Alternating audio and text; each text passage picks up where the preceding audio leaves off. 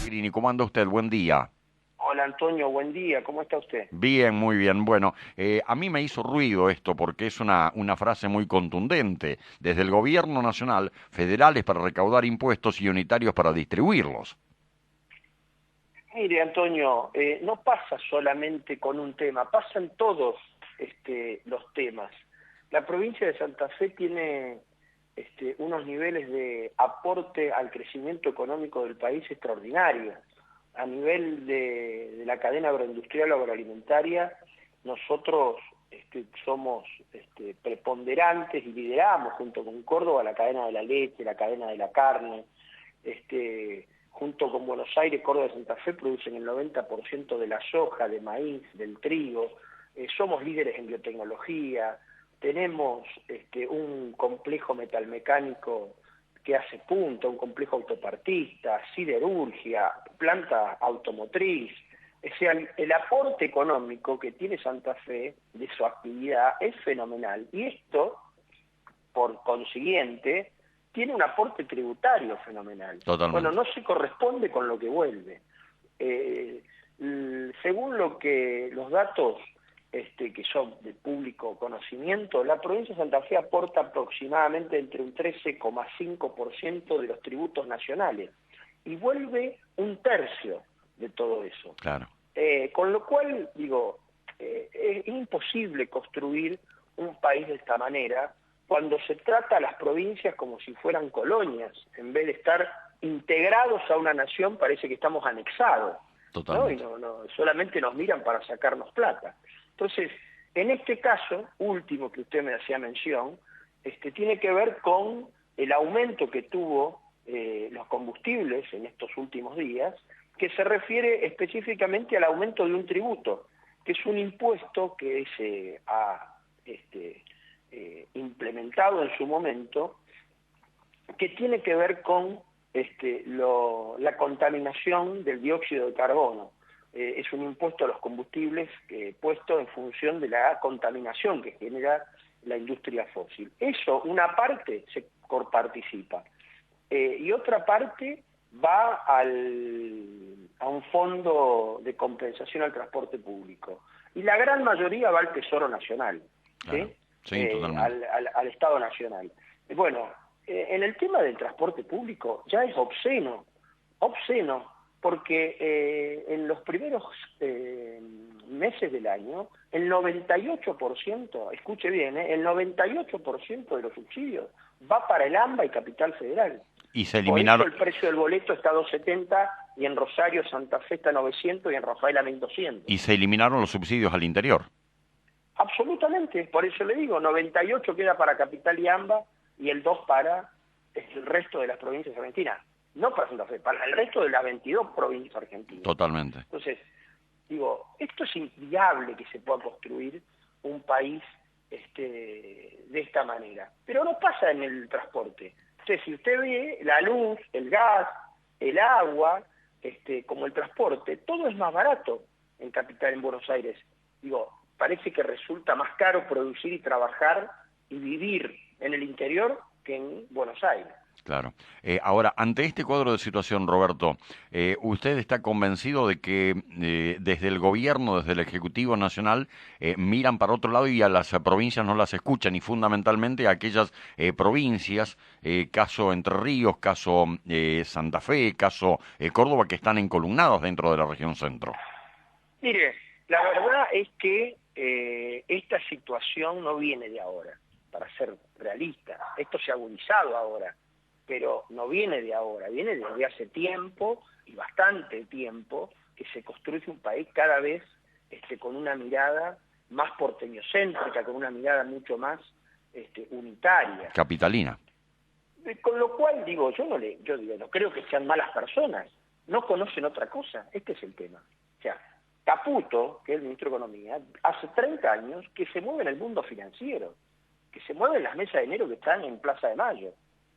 No es que es malo con nosotros, no conoce otro mundo, no conoce otra cosa. Y este es el problema.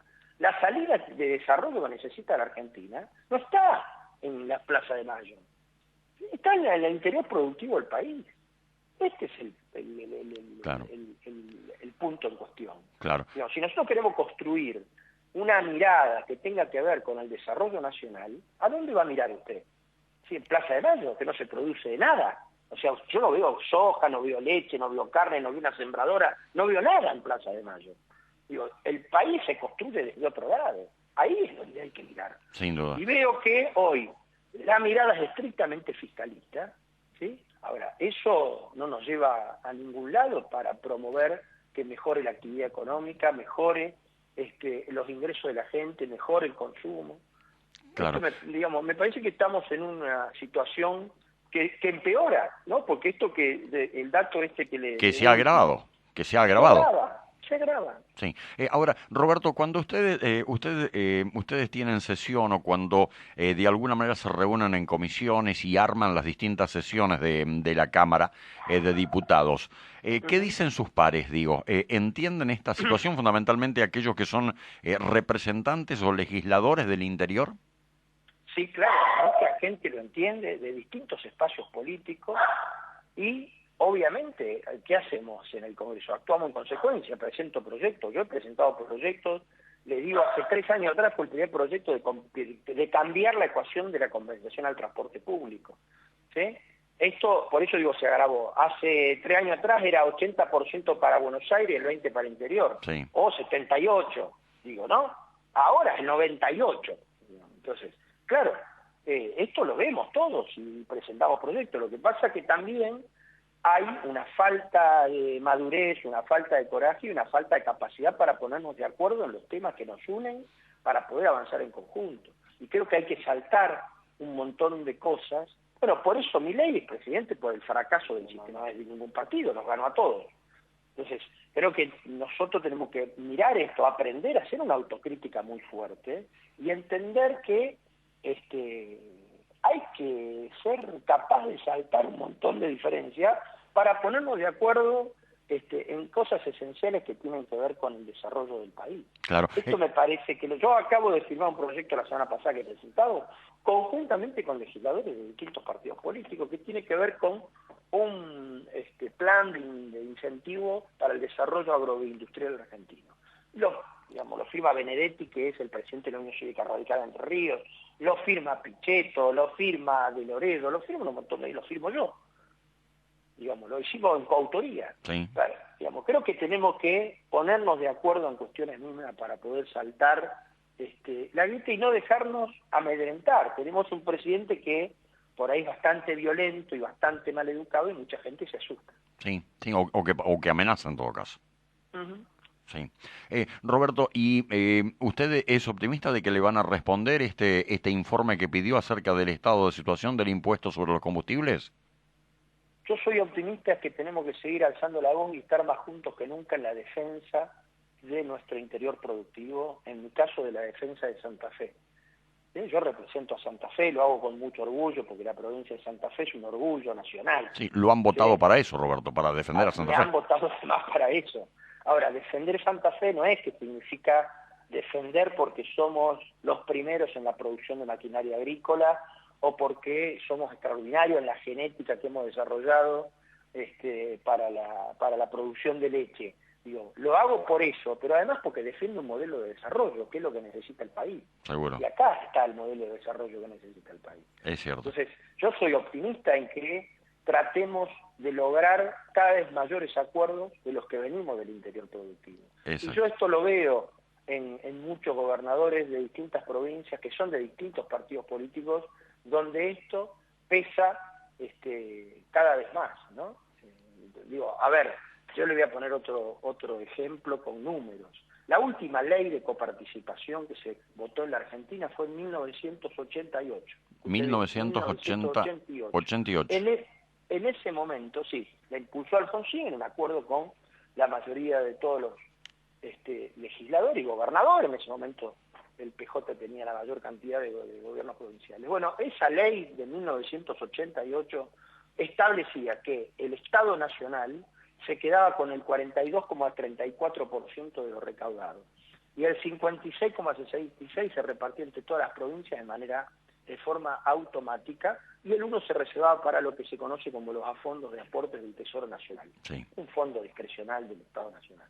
Bueno, hoy, luego de sucesivas enmiendas que hubo, pactos fiscales, etcétera, etcétera, la nación se queda con el 70% y las provincias con el 30%. Claro, y antes era con el 33 en aquella ley votada en el 88. Era el 57 para las provincias y el 43 para la nación. ¿Y hoy cuánto viene para las provincias? 30 y el 70 se lo queda el Estado Nacional. Claro. Se ha invertido, Entonces, se ha invertido totalmente la ecuación. Exactamente, en detrimento de todas las provincias de Argentina, no de solo de Santa Fe. Entonces, digo, no puede ser, cada uno que me encuentre en la provincia me dice lo mismo, no puede ser que nosotros aportemos tanto y después vuelva tan poco. ¿Y qué se puede hacer, Roberto?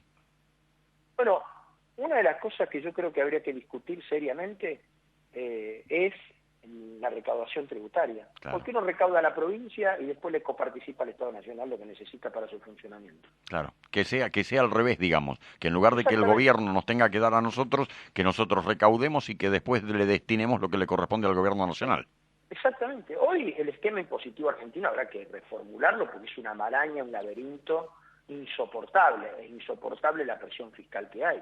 Pero además, cuando se creó el Estado Nacional, allá en la primera Constitución de 1853, después se incorporó Buenos Aires en 1860, solamente el Estado Nacional tenía los derechos de la aduana, ¿sí? Los derechos tributarios de la importación y la exportación de mercadería de la aduana, que fue la gran discusión histórica que tuvo este país entre unitario y federal.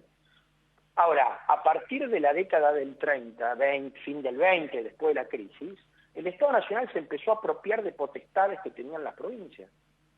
Y se apropió tanto que hoy, además, hay impuestos, por ejemplo, que no se coparticipan. El impuesto al cheque, por ejemplo, el impuesto país. Sí. ¿No? Entonces, digo, construimos una cosa amorfa, macrocefálica, y esto hoy es el extremo, digamos. Yo creo que mi ley expresa el extremo. Última inquietud, ¿cuánto paga un porteño por el transporte urbano? Estaba pagando el colectivo 270 pesos. ¿Cuánto pagamos nosotros? Habían aumentado el subte y después lo bajaron, ¿no? Sí, ¿y cuánto paga Rosario, Rafaela, Santa Fe, por citar algunas referencias de nuestra provincia?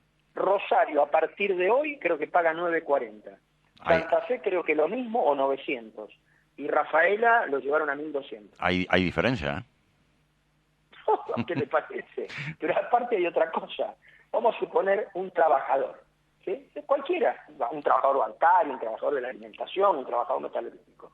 Tiene una sola paritaria, ¿sí? Que es una paritaria nacional. Ahora, el trabajador que vive de cualquier rama de la actividad en Buenos Aires paga los servicios más baratos que el que vive en el Trébol. Sí. Entonces, digo, ¿cómo se explica esto? ¿Cómo lo explico yo? Claro. No se puede explicar. Muy federales para cobrar impuestos y muy unitarios para repartirlos, así. Así se va a llamar mi segundo libro. Exacto. Roberto, la última. Está el viernes planteando esto en Agroactiva, la agenda del agro en el Congreso. Ahí va a estar en la Tecnoplaza de Agroactiva.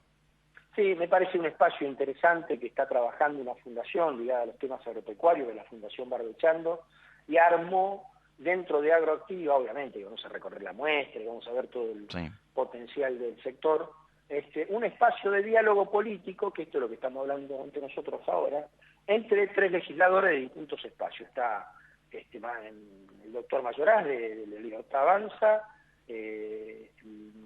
Figueroa Casas, Germana, no me sale el nombre, Germana Figueroa Casas del PRO y yo, y vamos a tener un espacio a ver de cómo podemos dialogar entre los distintos espacios políticos para lograr medidas acorde a lo que necesita el sector.